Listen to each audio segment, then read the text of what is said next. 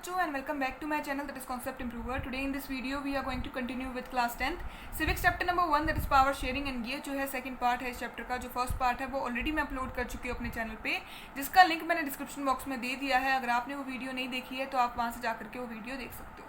So without wasting your more time, चलो थोड़ा पढ़ लेते हैं। तो लास्ट वीडियो में हमने पढ़ा था बेल्जियम एंड श्रीलंका के बारे में। आज इस वीडियो में हम स्टार्ट करेंगे नेक्स्ट पॉइंट से, जो कि है मेजोरिटिज्म इन श्रीलंका। तो पढ़ते हैं इसके बारे में। Sri Lanka emerge as a independent country in 1948। Sri Lanka जो है इंडिपेंडेंट कंट्री बनी, या फिर श्रीलंका को जो है आज़ादी मिली कब? 1948 में। उसके बाद क्या हुआ? The democratically elected government adopted a series of majoritism measures to establish the Sinhala supremacy. Sri Lanka की आज़ादी के बाद वहाँ पे जो इलेक्शन हुए थे गवर्नमेंट के लिए, वो किस तरीके से हुए? लोगों ने अपना वोट कास्ट किया, लोगों ने अपना वोट उसको दिया जिसको वो चाहते थे कि वो आगे जाकर के उनके लिए काम करे। ठीक है, इस तरीके से लोगों ने जो है अपनी एक गवर्नमेंट चूज करी। उस गवर्नमेंट ने आगे जाके क्या किया? उस गवर्नमेंट ने जो है सिन्हाला कम्युनिटी को सुप्रीम कम्युनिटी बनाने के लिए बहुत सारे जो है मेजोरिटिज्म मेजर्स अडॉप्ट करी थी। मेजोरिटिज्म का मतलब क्या है यहाँ पे? अब believe that the major community should be able to rule a country in which ever way it want by disregarding the wishes and need of the minority. Majoritism का मतलब क्या है कि जो मेजर कम्युनिटी है उसको ज्यादा प्रेफरेंस दी जाएगी, वो आगे जाके जो है उस पूरी कंट्री पे रूल करेगी, और उसकी जो है नीड्स और वांट्स को जो है फर्स्ट प्रेफरेंस दी जाएगी एज कम्पेयर टू जो सेकंड जो कम्युनिटी है, जो माइनर कम्युनिटी है, जिसकी पॉपुलेशन इतनी ज्यादा नहीं है उस कंट्री में, उसकी नीड्स को जो है आगे जाकर के इग्नोर किया जाएगा। ठीक है, ये होता है मेजोरिटिज्म। ये किस तरीके से हो रहा था? अब देखो किस तरीके से ये हुआ। श्रीलंका के केस में मेजोरिटी जो है, मेजर कम्युनिटी कौन सी थी? सिन्हाला स्पीकर्स। 74% जो थे वो लोग थे जो कि सिन्हाला लैंग्वेज बोलते थे। तो इस केस में जो है मेजर कम्युनिटी हुई यहाँ पे सिन्हाला कम्युनिटी। माइनर कम्युनिटी कौन सी हुई? तमिल स्पीकर्स की। ठीक है, क्योंकि 18% ऐसे लोग थे जो तमिल लैंग्वेज बोलते थे। ठीक है, इसी कारण से जो गवर्नमेंट फॉर्म हुई श्रीलंका में, उसने क्या किया? सिन्हाला स्पीकर्स को जो है ज्यादा प्रेफरेंस दी और उनके लिए जो है ज्यादा उनके हक में जो है काम किए, उनकी नीड्स को, उनकी विशेष को जो है फर्स्ट प्रेफरेंस दी। और जो तमिल स्पीकर्स थे, इन कम्युनिटी को जो है उन्होंने इग्नोर करना शुरू कर दिया था और उनके लिए जो है इतना अच्छा काम नहीं करती थी। तो आगे जाके क्या हुआ? In 1956 a act was pass to recognise the Sinhala as the only official language, thus disregarded the Tamil. ठीक है, 1956 में इस गवर्नमेंट ने जो है एक एक्ट पास किया जिसके अंदर जो है सिन्हाला लैंग्वेज को जो है ऑफिशियल लैंग्वेज डिक्लेयर कर दिया गया श्रीलंका की, और जो तमिल लैंग्वेज थी उसको इग्नोर कर दिया गया। ठीक है, उसको कोई जो है इस तरीके का जो है दर्जा नहीं दिया गया। तो आगे जाके क्या हुआ? With many such government measures coming one after another, the Sri Lankan Tamils felt that the constitution and the government policies are denying them with equal political rights. At the same time discrimination is taking place with them related to providing jobs and other opportunities like that. मतलब time के साथ जो है Sri Lankan Tamils को ये महसूस होने लग गया था कि उनके साथ में जो है भेदभाव हो रहा है, उनको जो है इक्वल अपॉर्चुनिटीज और इक्वल जॉब्स जो है नहीं प्रोवाइड की जा रही है। इसके अलावा जो है उनकी विशेष और नीड को जो है इग्नोर किया जा रहा है।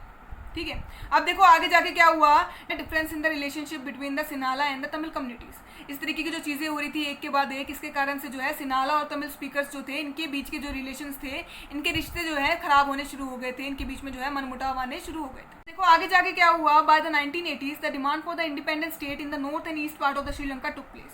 1980s में जो है तमिल स्पीकर्स ने डिमांड कर दी गवर्नमेंट से कि उन्हें जो है अपने लिए एक अलग से स्टेट चाहिए। कहाँ पर? नॉर्थ और ईस्ट पार्ट में श्रीलंका कंट्री के। ठीक है, अब नेक्स्ट पॉइंट है हमारा distrust between the two communities. इस कारण से, इस तरीके की जो चीजें हो रही थी, इस कारण से जो है तमिल और सिन्हाला जो स्पीकर्स थे, इनके बीच में जो है डिस्ट्रस्ट पैदा हो गया। मतलब इन लोगों ने जो है एक दूसरे के ऊपर विश्वास करना छोड़ दिया। ठीक है, इनके जो है रिलेशंस पूरी तरीके से खराब हो चुके थे। जिसके बाद में क्या हुआ? कॉन्फ्लिक्ट्स होने शुरू हो गए, लड़ाई होनी शुरू हो गई, जिसने किस तरीके का रूप ले लिया? सिविल वॉर का। ठीक है, बहुत बड़ी लड़ाई होगी इनके बीच में। इस लड़ाई में जो है बहुत सारे लोगों ने अपनी जान दे दी, किलिंग ऑफ मैनी पीपल, मतलब बहुत सारे लोगों को मार दिया गया। और उसके बाद भी जो लोग बच गए, जो फैमिलीज बच गई, उन्होंने जो है उस कंट्री को छोड़ दिया as refugees. They left that country as refugees. Refugees का मतलब लोगों को अपनी कंट्री को छोड़ के जाना पड़े किसी वॉर के कारण, किसी लड़ाई के कारण, या फिर जो है किसी नेचुरल डिजास्टर के कारण। इसे हम कहते हैं क्या? इस तरीके के लोगों को हम कहते हैं क्या? रिफ्यूजीज। अब देखो नेक्स्ट पॉइंट है हमारा अकोमोडेशन इन द बेल्जियम। क्या लिखा है इसके अंदर? The Belgium leaders between the 1970 and 93 amended their constitution 4 times to work over arrangement that will enable the people to live together with in the same country. Last class में हमने पढ़ा था कि जो डच स्पीकिंग कम्युनिटी थी और French speaking community थी, इन दोनों के बीच में लड़ाई हो गई थी। कब? 1950 से लेकर 1960 के बीच में।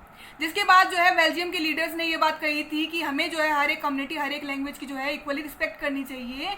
और इसके बाद में जो है इन लीडर्स ने जो है अपने कॉन्स्टिट्यूशन के अंदर 4 बार चेंजेस करे, ताकि जो है इस तरीके का ये कॉन्स्टिट्यूशन बना पाए जिसके अंदर हर एक जो है कम्युनिटी से रिलेटेड जो है कुछ ना कुछ रूल्स हो, अच्छी अच्छी बातें लिख रखी हो, अच्छी अच्छी जो है पॉलिसीज बना रखी हो, ताकि ये सारी जो कम्युनिटीज हैं साथ में मिलकर के रह सके एक ही कंट्री में। ठीक है, तो ये जो चेंजेस करे थे उन्होंने अपनी कॉन्स्टिट्यूशन के अंदर 4 बार, इन्हें जो है नाम दिया गया किसका? बेल्जियन मॉडल का। बेल्जियन मॉडल क्या है? It is a very complex but helpful to avoid the civil strife between the 2 communities and a possible division of the country on the linguistic lines. ये जो है बहुत ही कॉम्प्लेक्स टाइप का जो है एक मॉडल था, लेकिन जो है इसने हेल्प करी अवॉइड करने के लिए सिविल स्ट्राइफ। सिविल स्ट्राइफ क्या होता है? नागरिक संघर्ष। मतलब जो सिटीजन थे बेल्जियम के, जिस तरीके की वो प्रॉब्लम फेस कर रहे थे, उस प्रॉब्लम को अवॉइड करने के लिए, उस प्रॉब्लम को सॉल्व करने के लिए जो है ये बेल्जियन मॉडल जो है बहुत ही हेल्पफुल साबित हुआ।